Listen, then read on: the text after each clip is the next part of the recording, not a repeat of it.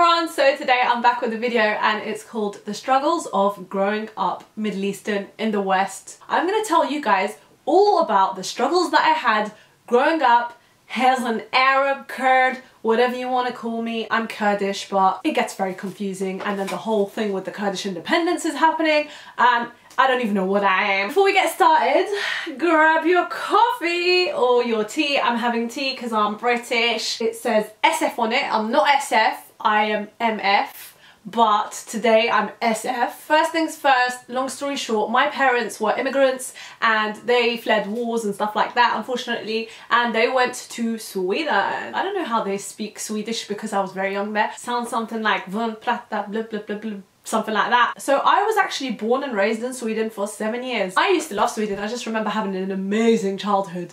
But I didn't go to school because they start school late there. So we moved to London somehow. I'm here now and I've been here since I was 7, and I'll start off with my struggles. How it was really hard for me to integrate, and how coming from a Muslim family, being a, you know, from a Kurdish background or whatever, how hard it was for me. So first things first, I used to live in East London. If you guys know East London, holla! Basically, I went to a really mixed school. I was like surrounded by every single race, religion, whatever you want to think of it that way. So the first struggle that I faced was nobody understood me. The school that I went to was in East London and it was a local school and I was so excited to start school, but it just didn't turn out the way that I wanted. Nobody understood like anything that I said and I didn't understand what they were saying. So like there was this huge miscommunication, and the teachers, instead of trying to help me, they actually told me off. Apart from one nice teacher that I had, the rest of the teachers were not very supportive, and they called my parents and they were like,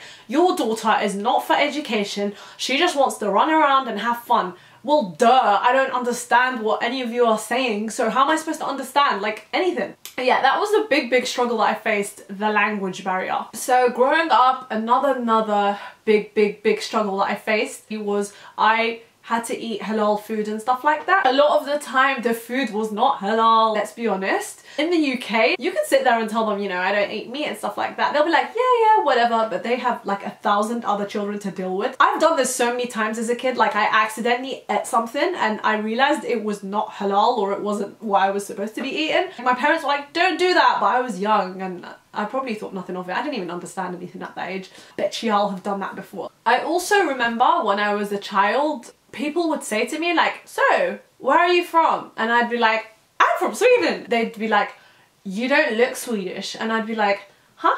Like, I don't know what they were talking about. And I was just like, well, I'm born there and I was raised there. And then I later realized that obviously most Swedes have got blonde hair and blue eyes, and obviously I didn't. I was a brunette with brown eyes. I found that like annoying because I was always kind of dismissed, like, you're not Swedish. I found it really hard to explain to people what being Kurdish was, and I feel like people weren't educated that much on like Middle Easterns in general.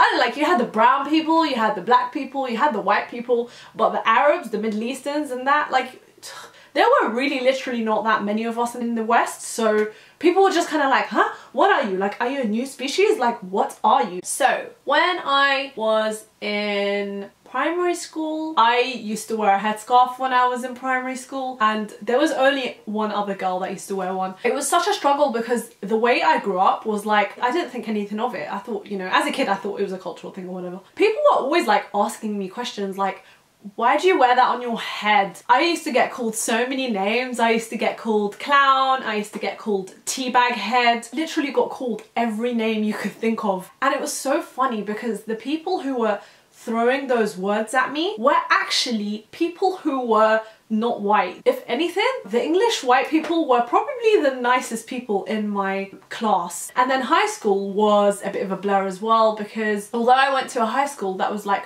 really mixed and there were so many cultures and religions and everyone just kind of got on, I was kind of stuck in a class where everybody stuck to their own little groups. So you had the English girls and then you had the Asian girls. I kind of didn't really fall into any place. I wasn't very popular in high school. My group was like all the the in-betweeners, that's the word. We were the in-betweeners and we just kind of stuck together basically. So a big struggle that we all face, including myself guys, when you get a phone call and it's your mother on the line and you have to pick up the phone and answer in Arabic. If you're Middle Eastern, you'll know that we have a lot of very strong words in our language. We have a lot of ha, and we have a lot of kh. And people just always think we're angry and like we're gonna attack them. Yeah, so sometimes when I'm like on the train and like my friend or my mom calls me and I'm just like, I have to answer in Arabic because it's gonna be awkward. Hey, let's be honest. With the amount of stuff happening in the world, sometimes people can get a little bit uncomfortable or they just kind of stare at you and stuff like that. But I've come to realize that I'm gonna stop doing that. Why should I hide my language, my culture,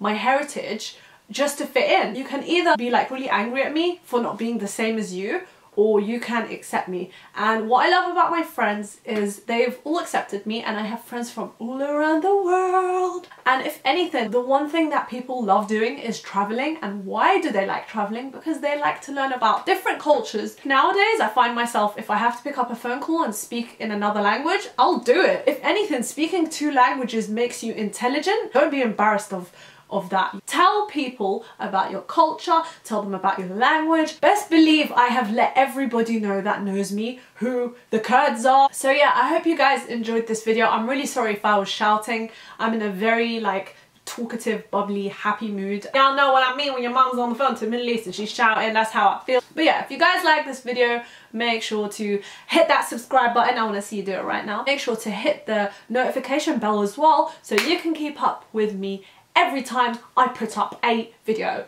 And my next video is going to be a video in Arabic because I have been blessed to speak a second language. And leave a comment about what you think. Also, if you guys didn't notice, I have a haircut. I absolutely had a bit of a personality disorder thing, and I walked into the salon and I was like, I want to cut my hair in half, and the lady was like, you dyed your hair here like 3 weeks ago and you want to cut it in half now? And I was like, yeah, that's me. I'm feeling like a haircut. And I looked in the mirror, I was like, oh, I really regret my new hair. But you know what?